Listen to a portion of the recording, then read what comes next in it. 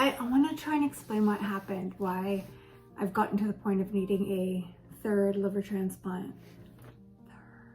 That's crazy. 4 years ago, went to my annual transplant appointment. I was still doing well, and then I wasn't. They didn't know what was going on or how or what, so they had to do a liver biopsy. I had to go on a mission and try to figure out why and what was causing all the scarring, and they found that it was a rare form of chronic rejection.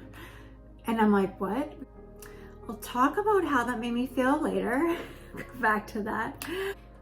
This type of rejection likely started when they put that second liver transplant in me.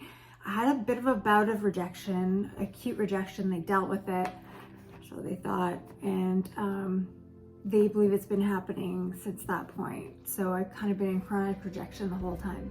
They said, you've gone as far as this liver can go. It's run a marathon and you now cross the finish line, but now you're still running. And so we don't know when you're gonna drop.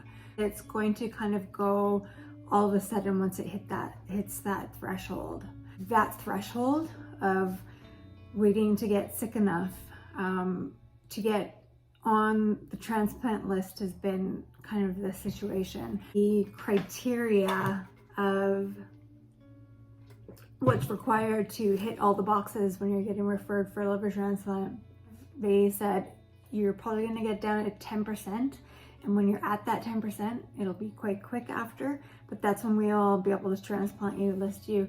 Just there's not enough organs these days, and I mean, the craziest part of all of this is my liver function is still okay. It could keep going like this probably for another year or so. The other organs in my body are now overcompensating so much, so hard, to the point where my kidneys are at like 20%. If we don't transplant soon, my kidneys will fail and I will die or need a kidney transplant.